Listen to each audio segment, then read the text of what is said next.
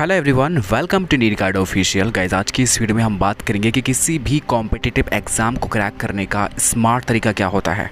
आपने कई सारे एग्जाम्पल्स ऐसे देखे होंगे जिन्होंने 3 से 4 महीने के अंदर अंदर ही नीट के एग्ज़ाम को या फिर किसी और एग्ज़ाम को क्रैक कर लिया। ऑफ कोर्स 3 से 4 महीने में प्रिपरेशन करने के बाद में मैं आपको टॉप रैंक की गारंटी तो नहीं दे सकता, लेकिन इतना ज़रूर कह सकता हूँ कि अगर आपने 3 से 4 महीने जिस तरीके से मैं आपको बता रहा हूँ पढ़ने के लिए, या फिर पूरी साल अगर आप इस तरीके से पढ़ते हैं तो डेफिनेटली आपका सिलेक्शन तो इंश्योर हो ही जाएगा। और अगर आप इससे ज़्यादा डेडिकेशन के साथ करेंगे तो ये आपकी रैंक को इंश्योर करेगा कि आपकी कितनी बेहतर रैंक आने वाली है। और ये कोई ऐसा मेथड नहीं है कि जिसका रिजल्ट नहीं आएगा, इसका 101% रिजल्ट आने वाला है। मेरी आपसे सिर्फ एक ही रिक्वेस्ट है कि प्लीज़ अगर आपने अपनी ज़िंदगी में कोई कॉम्पिटिटिव एग्ज़ाम को क्रैक करने का लक्ष्य बना रखा है तो इस वीडियो को प्लीज़ लास्ट तक देख लेना, आपको बहुत सारी चीज़ें सीखने के लिए मिलेंगी। सबसे पहली चीज़, जिस भी एग्ज़ाम के लिए हम प्रिपेयर कर रहे हैं हमें पता होना चाहिए कि उसका डिफाइंड सिलेबस क्या है, क्या क्या चीज़ें हमें पढ़नी हैं, क्या क्या चीज़ें हमें नहीं पढ़नी हैं। क्या पढ़ना है इससे ज़्यादा इंपॉर्टेंट है कि हमें क्या नहीं पढ़ना है, क्योंकि कई बार क्या होता है कि ऑफकोर्स हर किसी के साथ ऐसा होता है कि वो पहली बार ही प्रिपेयर कर रहा होता है तो उसको पता नहीं होता है कि उससे क्या पढ़ना है, क्या नहीं पढ़ना है, क्या चीज़ें मेनली एग्ज़ाम में पूछी जाती हैं और कौन कौन से टॉपिक ऐसे हैं जो कि कभी एग्ज़ाम में पूछे ही नहीं गए हैं। सो पहला पॉइंट होगा कि आपको उस पर्टिकुलर एग्ज़ाम का सिलेबस अपने पास रखना है, उसका प्रिंट आउट निकलवा लीजिए। और अगर मैं नीट के सिलेबस की बात करूं तो मैं आपको नीट का सिलेबस ऑलरेडी प्रोवाइड कर चुका हूं और आप इस वीडियो के डिस्क्रिप्शन से भी डाउनलोड कर सकते हैं। दूसरी चीज़ ये कि जो भी बच्चे 11th में एंटर कर रहे होते हैं या फिर 10th में चल रहे हैं तो उनके दिमाग में बहुत सारे ख्यालात होते हैं कि हम 12th में जाने के बाद में या फिर 11th में एंटर होने के बाद में बहुत ज़्यादा पढ़ेंगे, बहुत डिफ़िकल्ट से डिफ़िकल्ट किताबों को हम पढ़ेंगे, डिटेल में पढ़ेंगे, अच्छी बुक्स को हम फॉलो करेंगे। तो मैं आपको एक सच्चाई बताऊं, आप बिल्कुल भी ऐसा नहीं कर पाएंगे। और अगर आप ऐसा करेंगे तो सिलेबस कंप्लीट नहीं कर पाएंगे और बहुत सारी बेकार की चीज़ें पढ़ करके अपना टाइम वेस्ट कर देंगे और आखिर में आपको ड्रॉप करना पड़ेगा। और ये एक कड़वी सच्चाई है जिसका रियलाइजेशन अगर आपने ऐसा किया तो आपको 1 साल के बाद खुद ब खुद हो जाएगा। फिलहाल के लिए मैं यहाँ पर आपको डराने के लिए नहीं आया हूँ, बल्कि मैं आपको इस रियलिटी से रूबरू कराना चाहता हूँ कि अगर आपको ये चीज़ बाद में पता चलेगी तो देर हो चुकी होगी, तब शायद आपके पास ड्रॉप लेने के अलावा कोई और चारा नहीं होगा। तो ये बात आप जितनी जल्दी समझ लेंगे आपके लिए उतना ही बेहतर होगा। अब आपका ये सवाल होगा कि हमें स्मार्टली स्टडी करनी कैसे चाहिए, क्या पढ़ना चाहिए, कहाँ से पढ़ना चाहिए। तो फिक्र मत करो, मैं हूँ ना आपके लिए, ये काम आपके लिए मैं आसान कर देता हूँ। तो किसी भी एग्ज़ाम को क्रैक करने के लिए उसके प्रीवियस ईयर क्वेश्चंस को एनालाइज करना बहुत ज़रूरी है। अगर बात की जाए नीट के प्रीवियस ईयर क्वेश्चंस की तो आपको मार्केट में बहुत सारी बुक्स मिल जाएंगी जो कि नीट के प्रीवियस ईयर क्वेश्चंस प्रोवाइड करती हैं, लेकिन मेजॉरिटी बुक्स के अंदर कई सारी मिस्टेक्स होती हैं जो कि आपको बहुत ज़्यादा प्रॉब्लम्स क्रिएट करती हैं। इसीलिए मैं आपको रिकमेंड करना चाहूँगा ओसवाल की तरफ से आने वाली नीट 33 ईयर की बुक। बहुत सारे टीचर्स इसको रिकमेंड करते हैं एंड मैंने इसे पर्सनली चेक किया है। This book is really good. आप डेफिनेटली इस बुक को परचेज कर सकते हैं अपने प्रीवियस ईयर क्वेश्चंस की प्रैक्टिस करने के लिए। चलिए इस बुक के कुछ हाईलाइटिंग फीचर्स को जान लेते हैं।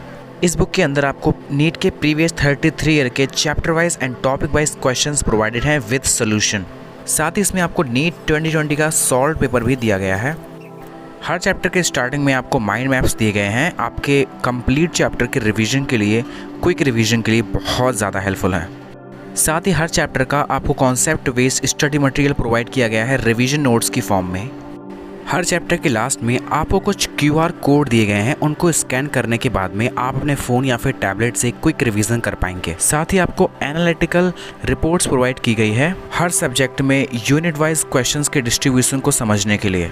ओसवाल बुक्स की तरफ से नीट के लिए प्रीवियस 33 ईयर की फिजिक्स, केमिस्ट्री एंड बायोलॉजी तीनों सब्जेक्ट की बुक्स आती हैं। आप अपने कन्वीनियंट के अकॉर्डिंग परचेज कर सकते हैं। तो ओवरऑल ये बुक काफ़ी ज़्यादा अच्छी है आपके प्रीवियस क्वेश्चंस के प्रैक्टिस करने के लिए। आप अगर इस बुक को परचेज करना चाहते हैं, मैंने लिंक आपको डिस्क्रिप्शन में प्रोवाइड कर दिया, वहाँ से ईजिली राइट बुक को परचेज कर सकते हैं। और गाइस, अगर आपने किसी एग्ज़ाम का पैटर्न अच्छे से समझ लिया तो आपका उस एग्ज़ाम को क्रैक करने की पॉसिबिलिटी बहुत बढ़ जाती है। वो एग्ज़ाम क्रैक करना आपके लिए बेहद ईजी हो जाता है, बिकॉज ऐसा करने से आपको पता चल जाता है कि आपको क्या पढ़ना है और क्या नहीं पढ़ना है, जिससे कि आपके पास लिमिटेड चीज़ें बचती हैं और उससे ही पढ़ करके आप सेलेक्ट हो जाएंगे। और वहीं दूसरी ओर जिन बच्चों को पता ही नहीं होता है कि हमें क्या पढ़ना है क्या नहीं पढ़ना है, वो बस फ्लो में पढ़ते रहते हैं, जो सब्जेक्ट उन्हें अच्छा लगता है उस पर PhD कर लेते हैं। चलिए मैं आपको एक रियल लाइफ एग्जाम्पल के साथ समझाता हूँ। मैकेनिक्स में एनालिसिस के अंदर एक कॉन्सेप्ट है पुली वाला कॉन्सेप्ट, राइट, आपने पढ़ा होगा, जिसमें एक पुली ऊपर जा रही होती है, एक नीचे आ रही होती है, उनसे कुछ मास लटके होते हैं, हमें एक्सेलरेशन फाइंड करना होता है, टेंशन फाइंड करना होता है। कुछ टीचर उस कॉन्सेप्ट पर बेस्ड इतने डिफिकल्ट क्वेश्चन करा देते हैं फ्लो में, जो कि नीट में तो क्या कभी जे एडवांस में भी नहीं आ सकते। सो मेरा आपको स्ट्रॉन्ग सजेशन ये है कि आप अपने सिलेबस से बाहर एक भी कॉन्सेप्ट मत पढ़िए, और जो भी सिलेबस है, जितना भी सिलेबस है, उसे कंप्लीट करने पर फोकस कीजिए और प्रीवियस क्वेश्चंस के अकॉर्डिंग पढ़ाई करिए।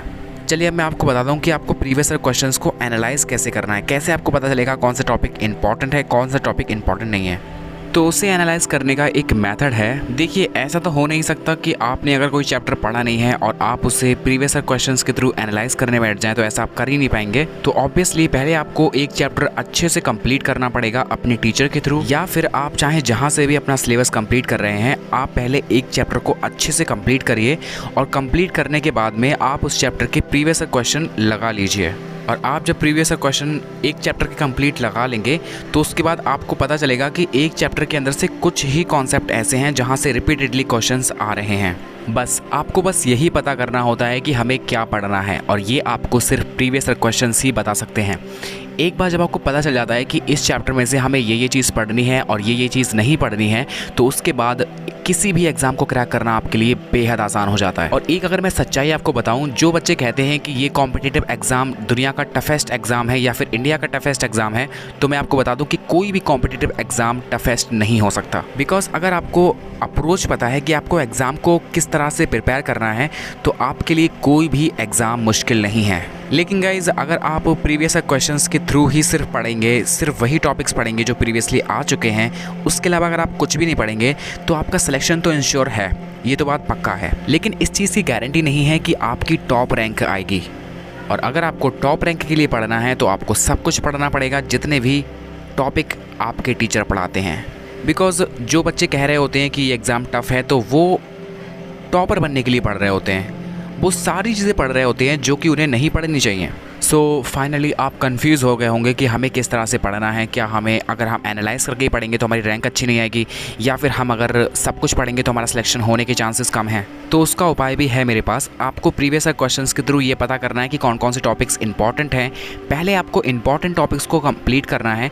कंप्लीट कर लेने के बाद में आपको फिर एक्स्ट्रा टॉपिक पर जाना है। बिकॉज एक बार अगर आपका सिलेक्शन इंश्योर हो गया, आपको लगता है कि आपके प्रीवियस क्वेश्चन परफेक्ट हैं, आपको एक टॉपिक आता है जो प्रीवियसली आ चुका है, तो उसके बाद ऑटोमेटिकली आपका कॉन्फिडेंस बहुत ज़्यादा बढ़ जाएगा और आपका पढ़ाई करने का मोटिवेशन किसी और को देने की ज़रूरत नहीं पड़ेगी, आप अपने आप ही क्रिएट करेंगे। और उसके बाद जितना एक्स्ट्रा चाहें आप पढ़ सकते हैं, क्योंकि वो आपके रैंक को एलिवेट ही करेगा। सो आपको ये समझ आ गया होगा कि आपको कैसे पढ़ना है, राइट? ये जानना बहुत ज़रूरी था आपके लिए। और नीट का एग्ज़ाम, मैं आपको सच बताऊं, क्रैक करना बहुत मुश्किल नहीं है। बस मैंने आपको जो बताया है आप उसे फॉलो कीजिए, आपका सिलेक्शन की गारंटी मैं लेता हूं। और ये मैं मानता नहीं हूं, मुझे पता है कि आपके अंदर इतना पोटेंशियल है कि आप किसी भी कॉम्पिटिटिव एग्ज़ाम को क्रैक कर सकते हैं। सिर्फ आपको राइट गाइडेंस और स्ट्रेटजी की ज़रूरत है, जो कि मैं आपको प्रोवाइड करने की कोशिश कर रहा हूं। आई होप कि आप समझ गए होंगे। और अगर आपने वीडियो लास्ट तक देखा है तो कमेंट सेक्शन में लिख दीजिएगा, I will definitely crack NEET examination, जिससे मुझे पता चल जाएगा कि आपने वीडियो लास्ट तक देखी है and you are my real supporters. और गाइस, प्रीवियस क्वेश्चंस की प्रैक्टिस करने के लिए ओसवाल की बुक्स आप ले सकते हैं, उसका लिंक मैंने इस वीडियो के डिस्क्रिप्शन में प्रोवाइड कर दिया है। Best of luck.